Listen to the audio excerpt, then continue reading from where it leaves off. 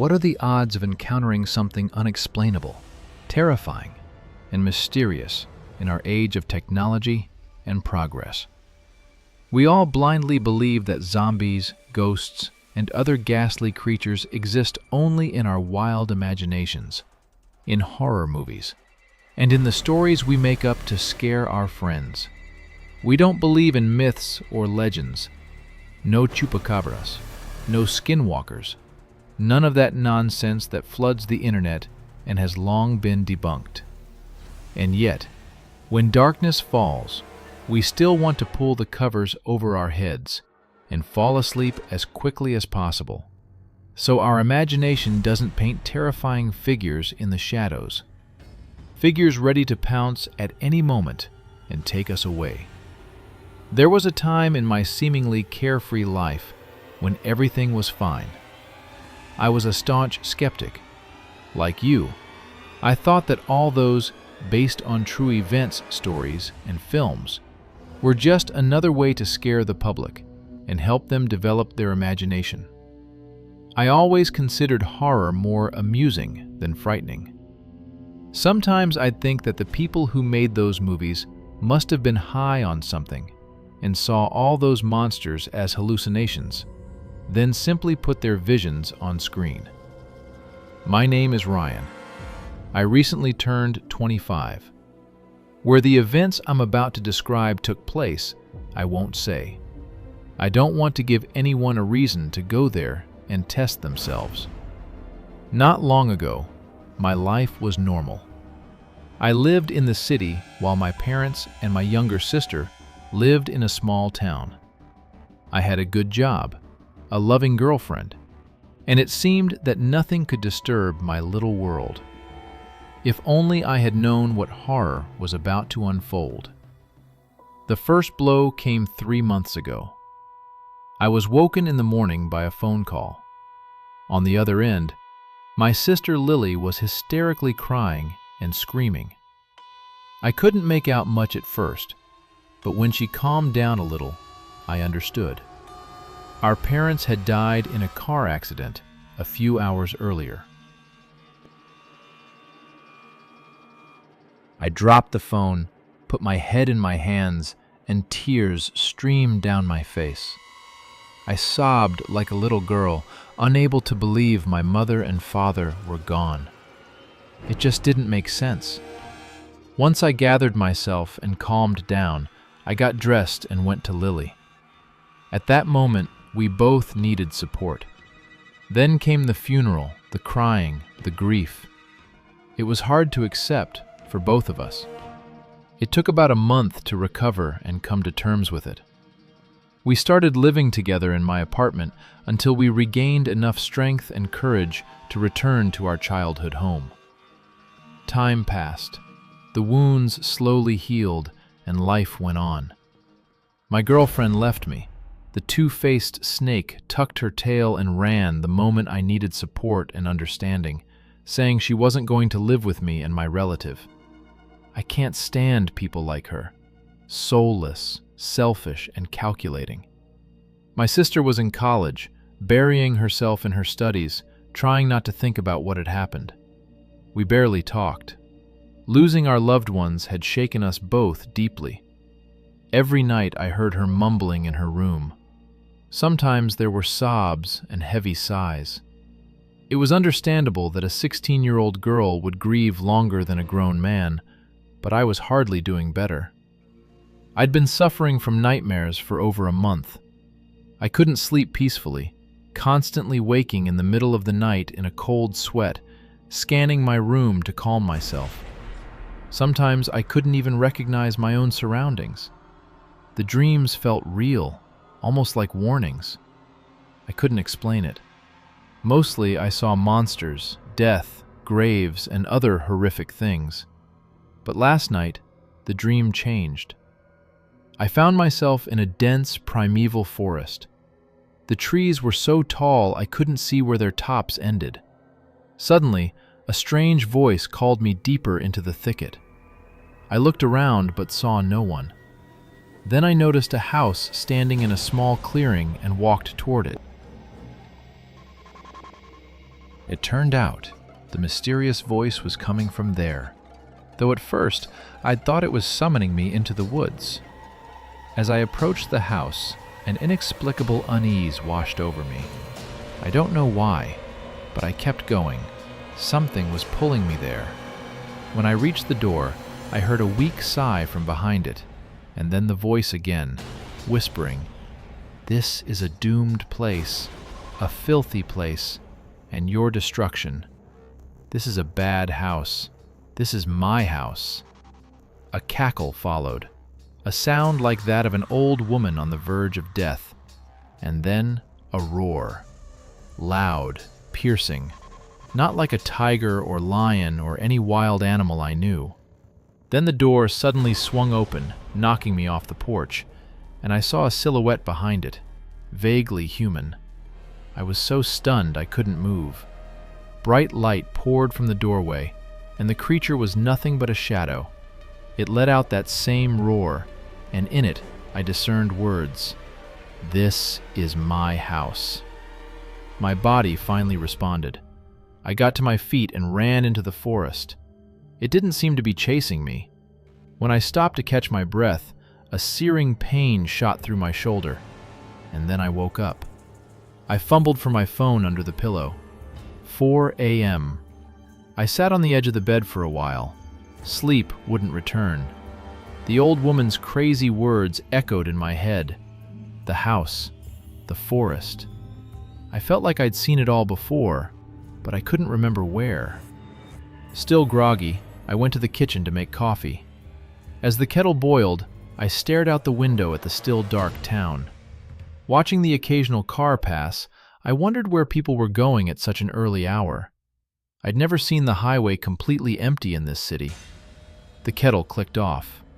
I made a strong brew, grabbed a jacket, and stepped onto the balcony to smoke, still thinking about the dream. For some reason, it wouldn't leave my head. It felt like a warning. If only I knew what it was warning me about. And that strange creature. It's been almost 2 months, and I still can't sleep peacefully. I don't understand what's happening. Maybe it's just prolonged trauma from everything that happened.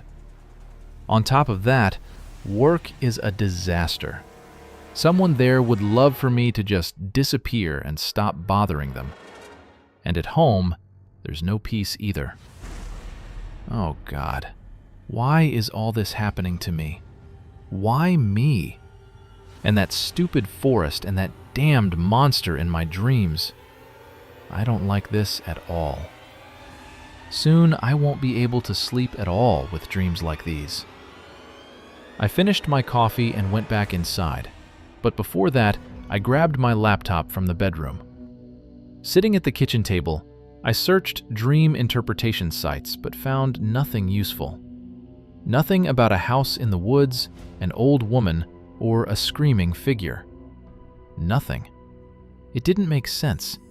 I had to find something.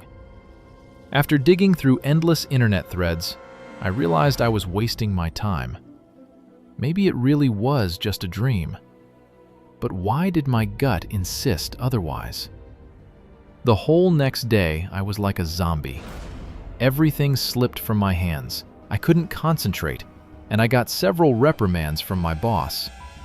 His words washed over my drowsy mind. All I could think about was getting this cursed day over with so I could finally fall asleep. On the way home, I stopped at a pharmacy and bought some strong sleeping pills. I hoped they'd let me sleep through until morning. When I got home, Lily was a little agitated. She started telling me something interesting. Guess what? I was on my way to the bus for college, and I ran into our old neighbor from the town. She came to the city to visit her daughter and grandkids. She said she's heard someone walking around in our house a few times, not even trying to hide it. She even called the local police to check for a break-in, but surprisingly, there were no signs of forced entry. The only thing was, the house was a complete mess, and there was this unbearable, rotten smell. "Strange," I said. "Who would want to poke around our place?" There's nothing worth stealing there. Well, except for the preserves in the cellar. Dad put a good lock on it last year. She laughed quietly, but I could see the tension. This news clearly bothered her. I didn't want her to be upset, so an idea came to me.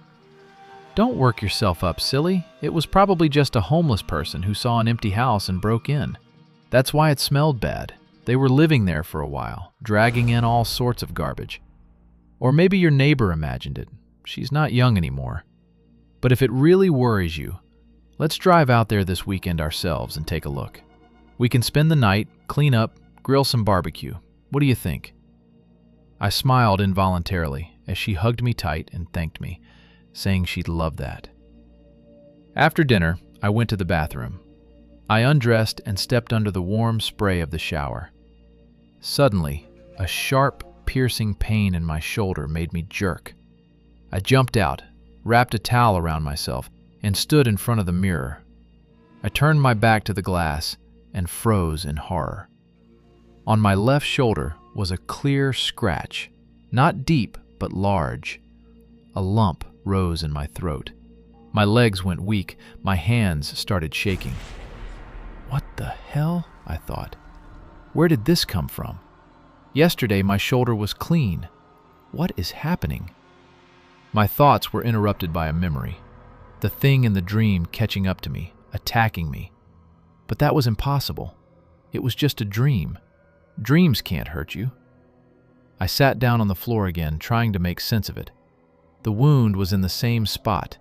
It was impossible, but I had no other explanation. And the scratch looked fresh. Now I was afraid to fall asleep. If that scratch had really been made in a dream, I had to worry about more than just nightmares. The sleeping pill I'd taken earlier began to kick in. I blacked out. The dream came again. The forest again. That disgusting, terrifying voice beckoning me, calling me to follow.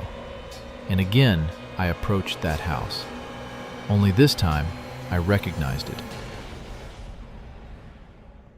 It was exactly the same as my parents' house in the town. The red door, the raised foundation with empty space underneath, the red roof that I remembered helping my father install. Tears welled up in my eyes. When I got closer, I saw my mother looking out the window. She waved at me. A few seconds later, my father joined her. Without thinking, I ran to the door and threw it open. But when I stepped inside, the house was empty. No furniture, no parents. I fell to my knees like a little boy and sobbed. The floor shuddered with my pounding fists. The walls echoed with my screams. Mom! Dad! Why you? Why did you have to be taken from me, from Lily? God, they didn't deserve this fate. We didn't deserve to live without our family. Why are you so cruel to me? Why do you send me these visions? And that creature, that damned old woman, what does it all mean? My desperate cries seemed to last an eternity. My voice should have given out long ago, but it didn't. When the words finally stopped, I felt someone breathing behind me. Then, right next to my ear, that same voice, quiet, horrifying, making the blood freeze in my veins. Don't worry. You'll see your parents soon. A mean, mocking cackle came from another direction. Then a sharp blow to my back sent me sprawling. I managed to turn over and saw her, the disgusting old woman. She was unimaginably hideous. Some kind of fluid oozed from her eyes. Her face was covered in bruises and scratches, and she wore a torn red robe that partially exposed her crooked, clawed arms. Suddenly, she lunged at me and shrieked right in my face, a sound not human. "Get out of my house!" I woke up in pitch darkness, breathing heavily, sweat beading on my forehead. I went to the bathroom to wash my face. Before leaving, I decided to check the wound on my back. My heart nearly stopped. Now there was a bruise there. Not very large, but it was unmistakable. I stood, trembling, staring at my back in the mirror. I knew exactly where it came from. My mind raced, grasping for the only explanation, as insane as it sounded. It was because of that damned old woman and that strange creature. I couldn't deny it anymore. "What the hell is happening?" I whispered. "I don't believe this. I can't. That thing can't be real." But there was no other explanation. I had to go to my parents' house. Maybe there I'd find some answers. After all, it had appeared in my dream. It was clearly a sign. The next day, I took some time off work. That evening, I called my sister's college advisor to let them know she'd be out for a few days. Then I started planning.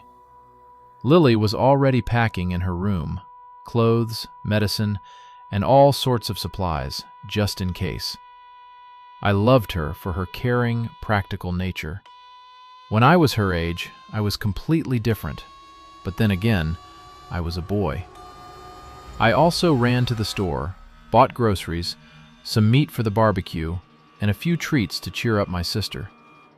She'd been down lately, and her favorite pastries would at least lift her spirits a little. When we arrived at the house, we had a quick dinner. Lily did the dishes, wished me good night, and went to her room. I sat at the table, staring into my coffee cup. I didn't want to sleep. I was scared. A 25-year-old guy, and I was terrified to go to bed. If I told anyone, they'd laugh at me, call me crazy. But I knew it wasn't hallucinations or imagination. I'd seen the wounds. I'd felt the pain in my shoulder. I sipped my hot drink, realizing more and more that I was fighting a losing battle. My eyes were drooping. The caffeine wasn't working. My mind grew foggy, and before I knew it, I fell asleep right at the table. That night, I dreamed of the sea. I stood knee-deep in water, completely alone. No houses, no trees. I walked out, sat on the cold sand, and looked up at the dark, cloud-covered sky. I waited for that old hag, for her pet, for them to come and terrify me half to death. But they didn't show. The bitch was taking her time. Then, unexpectedly, a warm hand touched my shoulder. I jumped back in fright. Behind me stood my mother. She was saying something, but I couldn't make out a word. She moved closer, and I finally heard her faint whisper, "Don't go there." Her silhouette dissolved into the air, and I woke to my sister shaking me, scolding me for falling asleep at the table. I washed up, changed, and we gathered our things, turned off the gas and water in the apartment, and headed to the car. On the way to the town, we didn't talk much. Lily listened to music, and I just enjoyed the scenery, looking forward to a weekend in the countryside, away from the constant traffic and exhaust fumes. When we arrived, it was clear someone had been there, probably more than once. But the door was locked, the windows intact. We opened the locks and went inside. The same nauseating smell hit us, stronger than outside. The house was a mess. We spent half the day cleaning, washing floors, windows, cabinets, throwing out garbage. The day flew by. Soon, the sun was setting. We finally sat on the couch to rest. It was dark by the time I put the skewers of meat on the grill. The atmosphere was soothing. Even though I was exhausted and wanted nothing more than to lie down, it was worth it. It had been a long time since I'd enjoyed the outdoors. Lily came out with a big pan of potatoes and plates for the barbecue. We laughed, chatted about everything and nothing, remembered old times, school. I told her about a fight I got into in high school over a girl. She confessed that she'd tried smoking at 15 but didn't like it. Those heartfelt conversations went on until almost midnight. When Lily started yawning, I said it was time to wrap up and go to bed. We locked the door, checked the windows, and retreated to our rooms. In the middle of the night, half asleep, I heard a scraping sound, like a cat scratching a wooden floor. It went on for about 5 minutes, then stopped as abruptly as it had started. I was too drowsy to pay much attention. Strangely, I didn't have any dreams, but I felt like someone was walking around the room, watching me. I woke up with a headache, as if I'd been partying all night. When I got out of bed, I nearly fell. My head spun from standing up too fast. After a moment, it passed, and I headed to the kitchen where I heard sounds. Lily was at the stove making pancakes. When she turned, I could see she hadn't slept. Dark circles under her eyes, and in the few minutes I stood there, she yawned at least 3 times. I sat down. "Morning. You didn't sleep? You look like a ghost. What's wrong? Bad dreams? Something hurt? You can tell me anything, you know." She set breakfast in front of me and sat across. "Actually, yeah. Nightmares all night. Mom and Dad were there. They were calling me to come with them, telling me to leave this house. And then I saw this strange creature, kind of like a person. It was terrifying. After that, the scene changed. I was in your room, watching you sleep, and there was some shadow by the window. Then I heard a loud, horrible roar right behind me, and I woke up. After that, I was too scared to even blink, let alone fall back asleep." She took a breath. "And then I heard shuffling sounds from the kitchen. I didn't want to go check. I just hid under the covers. At one point, I could have sworn someone was standing right next to my bed, breathing on the back of my neck. I finally mustered the courage to peek out. Thank God no one was there. But the feeling of being watched never left. I listened carefully, images from my own dreams flashing through my mind. It disturbed me that Lily had seen the same old hag, and the figure at my bedside. I decided not to tell her about my nightmares yet, nor about my wounds, which were still throbbing a little. The day passed normally. Lily and I continued cleaning up the property, trying to make it as cozy as it had been when our parents were alive. Toward evening, I got a call from work. They needed me to come in urgently and drop off some papers that I shouldn't have taken home in the first place.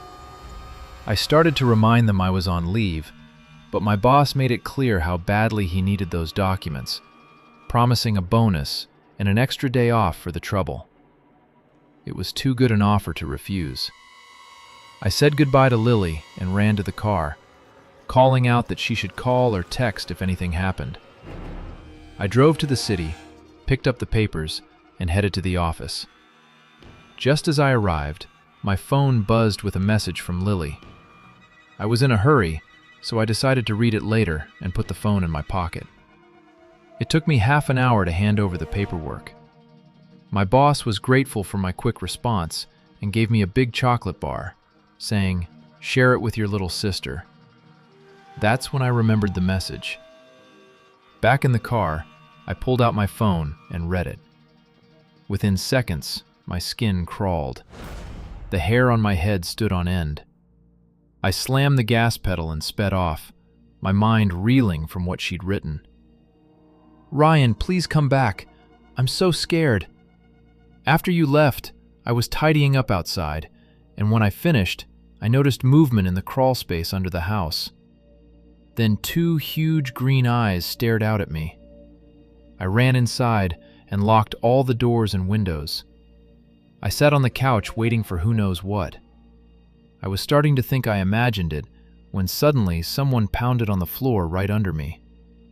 I screamed and jumped back. A crack appeared, and I saw those eyes again.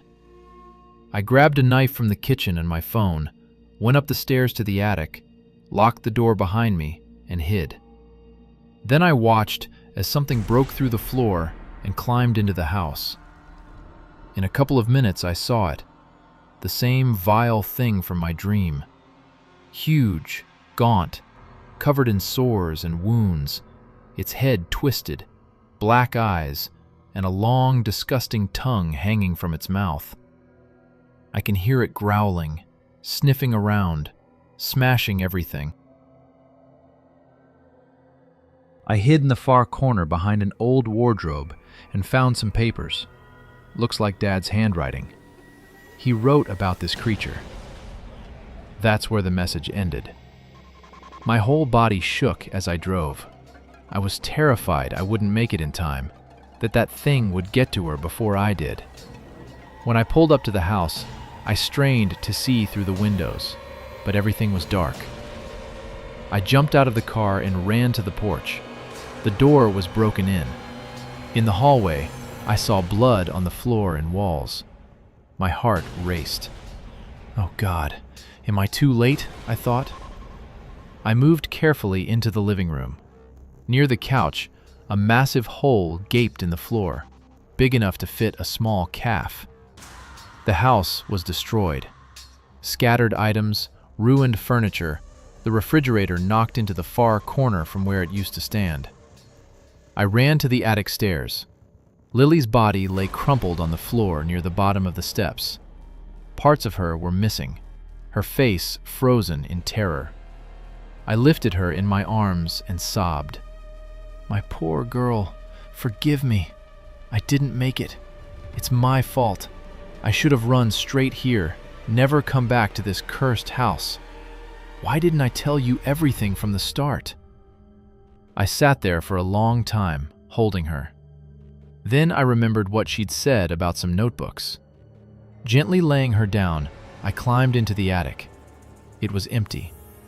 I searched until I found what I was looking for, a small notebook tucked away. Afraid the monster might return, I climbed into an old wardrobe, closed the door, and began to read by the light of my phone. The entry was dated May 26th, 2018, one day before our parents died. This can't go on. I have to write down what's happening. No one listens.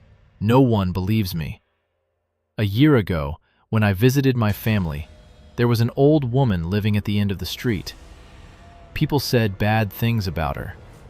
I think most towns have someone like that. By unfortunate circumstances, I got into an argument with her.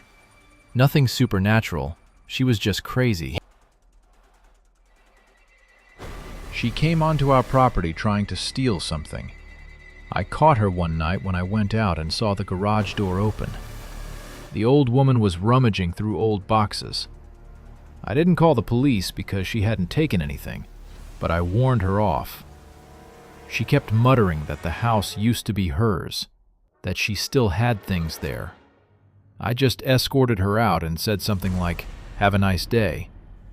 As I went back inside, I heard her say, "You'll pay for this." The next morning I told my family. They shrugged it off, said similar things had happened before. Nothing was ever stolen, so no harm done. They said they'd check the boxes for anything missing. But after that night, the old woman vanished. My father said she wasn't in the house, wasn't in town. She disappeared as if the earth swallowed her. About a month after I'd gone back home, the local police called to offer their condolences. They said my parents had been torn to pieces in their own home. There was a huge hole in the floor, but nothing under the house. They found nothing. A month after the funeral, I started having terrible nightmares. That damned old woman was in them. She laughed and said my family would die one by one, that we'd all pay for not giving her what she wanted. Then, about 6 months later, I heard a knock at my door. I opened it, and there she stood with that nasty, smug smile. Before I could speak, her disgusting voice cut me off. "I told you you'd pay. You threw me out again and again, and now you'll pay with your lives. Do you want to know who killed them? My little pet. I summoned him to serve me, and on my command, he ripped your worthless parents apart, and I watched. He's been gathering strength and anger ever since they first kicked me out. Now he's broken free. Soon he'll gather new power, living under your family home. Then nothing will save you." I grabbed the axe by the door and buried it in her skull. I killed that cursed old woman. She was still screaming something after, but I couldn't take it anymore. The thing she summoned into our house has grown stronger. I hear it crawling under the floor, scratching, screaming. Prayers do almost nothing. The bars over the crawl space are bending. I'm afraid it will break through. I'm afraid for my family, for myself. I'm afraid of sharing my parents' fate. Yesterday, I went to see some kind of psychic. He said this creature is extremely powerful, a true demon. Summoning it requires a human sacrifice. He didn't know if it could be killed, but he said the only weapon against it is fire. Burn the place where it lives and sprinkle the area with holy water. It might not work, but I have no other choice. Tomorrow I'll take my wife to the city. She needs to go anyway. And then I'll burn this house down. I'll arrange for insurance, hire someone, whatever it takes. I'd rather buy a new home than keep my family in danger. I hope that when we're living in a new place, this thing will be gone in the flames." I finished reading, my emotions a tangle of grief, anger, and despair. I wanted to cry, to scream, to release all the pain. But I was also furious at my father for keeping such a secret, for exposing my mother, Lily, and himself to danger. I pushed the thoughts aside, quietly left the wardrobe, and searched the attic for something I now knew I needed. I found a large bottle almost immediately. Slowly, I climbed down from the attic, using a tree that grew near the house, then hurried to the garage to look for gasoline. I mentally begged my sister's forgiveness for not protecting her, for leaving her body there unburied. As I approached the house, I saw movement inside. I looked through a window and saw that thing. Its massive head was covered in blood, its claws still tearing at what remained of Lily. I wanted to rush in and attack it, but I knew that would be a mistake. Tears streamed down my face. I didn't want to do what I was about to do, but I had no choice. That creature had to burn. It had to pay for everything, just like the old woman my father wrote about. I carefully poured gasoline around the house, soaking the walls and wooden surfaces. Then I lit a lighter and tossed it toward the door. The flames caught like paper. The building slowly but surely became an inferno. I heard the creature shrieking inside, realizing what was happening. It tried to escape, but I was waiting at the exit with the open bottle of holy water. I threw its contents into its hideous face. It squealed like a stuck pig, clawing at its head. I doused it with the remaining gasoline and pushed it back inside with a long pole, watching it burn. Slowly, the vile thing turned to charred flesh. I didn't wait for it to be completely consumed. I drove away. On the road back to the city, I nearly crashed several times. Tears kept falling. I cursed myself for not saving her, for doing exactly what my father had done. But deep inside, there was a small sliver of satisfaction that it was finally over. Weeks passed. Officials came to question me about the fire. I told them my sister had called me, terrified that someone was breaking in, and by the time I arrived, the house was already in flames. I never found her body. More trips to lawyers, insurance paperwork, a settlement. Once the compensation came through, I moved away. I live in a different city now, in a different apartment. The nightmares stopped. Though sometimes, Lily comes to me in my sleep. She tells me to live my life and not blame myself for her death, that there was nothing I could have done, that I wouldn't have made it in time anyway.